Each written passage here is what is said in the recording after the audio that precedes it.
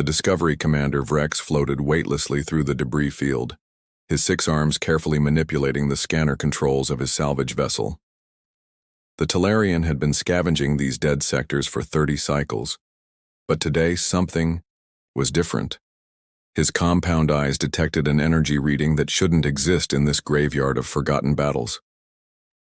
The outer rim had been abandoned for nearly a century, ever since the Korvath Empire had swept through like a plague of metal and fire. Entire civilizations had been reduced to floating wreckage, their worlds stripped bare of resources, their people either enslaved or eliminated. The Galactic Council had declared these sectors off-limits, too dangerous even for military patrols. But for scavengers like Vrex, danger meant opportunity. His scanner pinged again, stronger this time. The signal was coming from deeper in the debris field, past the skeletal remains of what had once been a trading station. Vrex adjusted his course, weaving between twisted metal beams and frozen corpses that still drifted through the vacuum after all these years. The Korvath didn't just destroy their enemies, they made examples of them. As he navigated deeper into the field, Vrex's instruments began behaving strangely. Static filled his communication channels, and his navigation system started showing coordinates that made no sense. According to his charts, there should be nothing here but empty space and death. Yet his sensors insisted something massive lay ahead, hidden behind a wall of interference that seemed almost deliberate. Then he saw it. At first, Vrex thought his eyes were playing tricks on him. The structure that emerged from the debris field was impossible. It was a space station, but unlike any design in the Galactic database, angular and utilitarian, it looked primitive compared to the elegant biospheres of the Zalathi, or the crystalline habitats of the Prism Collective. Yet it was intact, untouched by the devastation that had claimed everything else in this sector. The station was enormous, easily the size of a small moon. Its hull was a dull gray metal that seemed to absorb light rather than reflect it. No running lights, no energy signatures that he could detect directly, yet something was definitely active inside.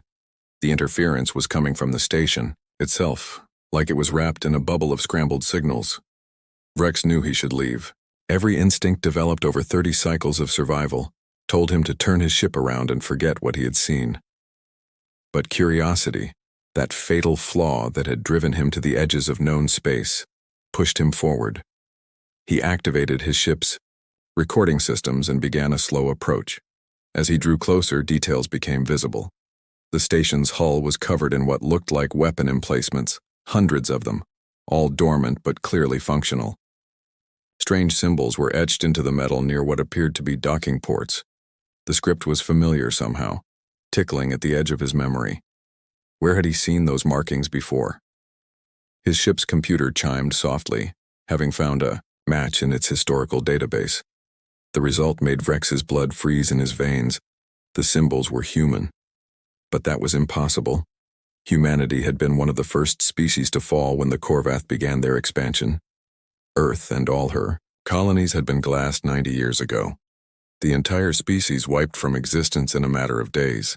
They had been a young race, barely spacefaring, no match for the Korvath war machine. Yet here was a human station, intact and somehow still functioning, in a sector that had been devastated decades after humanity's supposed extinction. Vrex was so focused on the impossible station that he almost missed the ship decloaking beside him. It materialized from nothing, a sleek vessel that looked like it had been carved from a single piece of midnight. No visible weapons, no engine ports, just smooth curves that hurt to look at directly. It was beautiful and terrifying in equal measure. His communication system crackled to life, cutting through the interference as if it didn't exist. The voice that came through was soft, almost gentle, but it carried an undertone that made Vrex's scales stand on end. Talarian vessel, you are entering restricted space. State your purpose. The voice was speaking Galactic Standard, but with an accent Vrex had only heard in historical recordings. It was human, or something that had once been human. I am Commander Vrex, Independent Salvager, he responded, trying to keep his voice steady. I mean no harm. I was investigating an energy anomaly. I didn't know this sector was claimed. There was a long pause. When the voice returned, it sounded almost amused. Claimed? No, Commander Vrex, not claimed, protected. You are the first visitor we've had in quite some time. Tell me, how goes the war with the Korvath? Vrex's hearts began racing. The war? There is no war. The Korvath Empire controls 60% of the galaxy. The Galactic Council maintains an uneasy peace through tribute and appeasement. No one has the strength to oppose them. Another pause. Longer this time. Then impossibly the massive station began to move. Lights flickered to life across its surface, revealing the true scope of what Vrex had discovered. This wasn't just a station. It was a fortress, a military installation that dwarfed anything in the current galactic fleet. Appeasement, the voice repeated, and now there was definitely emotion in it. Anger, perhaps, or disappointment. How very predictable. Tell me, Commander, do you know what happened to humanity? Everyone knows, Vrex replied. The Korvath destroyed Earth and her colonies 90 years ago. The species was exterminated. The Galactic Council declared it a tragedy but took no action. Is that what they teach now? The voice laughed, but there was no humor in it. How convenient. How clean. The young race dies. Everyone mourns. Life goes on. Would you like to know the truth, Commander Vrex? Before Vrex could respond, his ship was caught in some kind of field. Not a tractor beam exactly, but something that guided his vessel toward one of the station's docking ports. He should have been terrified, but instead he felt an overwhelming curiosity. The greatest mystery of the past century was about to be revealed. The docking bay was massive, large enough to hold a dozen ships the size of Rex's vessel. But it wasn't empty. Arranged in perfect formation were hundreds of ships, each one bearing that same light-absorbing hull as the station. They ranged from small fighters to massive dreadnoughts that put Korvath battleships to shame, all dormant, waiting. A figure stood at the edge of the landing platform. At first glance, it appeared human, wearing a form-fitting suit that seemed to be made of liquid metal. But as Vrex descended from his ship and got closer, he noticed the differences. The figure was too tall, too perfectly proportioned. Its movements were fluid in a way that suggested enhanced musculature or cybernetics. When it turned to face him fully, he saw that its eyes were not quite right, glowing with a soft blue light that pulsed in rhythm with its breathing. "Welcome to Sanctuary Station, Commander Vrex," the figure said. "I am Admiral Sarah Chen, or what remains of her. I've been waiting 90 years for someone to find us." Vrex found his voice. "You're human? But how? The records show what the Galactic Council wanted them to show," Chen interrupted. "The truth is far more complicated. Humanity wasn't destroyed, Commander. We were betrayed. When the Korvath came for Earth, the Galactic Council had already decided we were an acceptable loss. Too young, too primitive, too far from the core worlds to matter. They pulled back their observers, recalled their ambassadors, and left us to die." She gestured to the ships around them. "But humans have always been stubborn. When we realized no help was coming, we did what our species has always done. We adapted, we evolved, we survived." "But Earth was destroyed," Vrex protested. "The Korvath showed the recordings to the entire galaxy." "Earth was sacrificed," Chen corrected. "A necessary deception. While the Korvath celebrated their victory, the real human population was already gone. Colony ships, research stations, military installations, all of it vanished into the dark between the stars. We've spent 90 years preparing, Commander. 90 years becoming something the galaxy has never seen." She touched a panel, on the wall, and holographic displays sprang to life around them. They showed star charts, fleet positions, supply lines, a complete tactical overview of Korvath operations across the galaxy. "We know everything," Chen continued. "Every fleet movement, every supply depot, every slave world. We've been watching, waiting for the right moment. The Korvath Empire thinks humanity is extinct. The Galactic Council thinks we're a cautionary tale. They're both about to learn how wrong they are." The reckoning Vrex stared at the tactical displays, his mind struggling to process what he was seeing. The level of detail was incredible, The humans hadn't just been hiding. They had been studying their enemy with a patience that defied comprehension. Every Korvath stronghold was marked, every patrol route mapped, every weakness identified and catalogued. How? He asked, his voice barely a whisper. How could you gather all this information without being detected? Admiral Chen smiled, and for the first time Vrek saw something almost human in her expression. We learned from our mistakes, Commander. Humanity's greatest weakness was always our visibility. We announced ourselves to the galaxy with radio, waves and probe launches practically begging to be noticed. When the Korvath came, we were loud, obvious targets, so we became something else. We became silence itself. She waved her hand and the display shifted to show technical schematics that Vrex couldn't begin to understand. Ships that bent light around them, stations that existed partially in subspace, communication systems that used quantum entanglement to transmit information instantaneously and undetectably. The Korvath taught us the value of fear, Chen continued. But they forgot that humans have been perfecting warfare for thousands of years.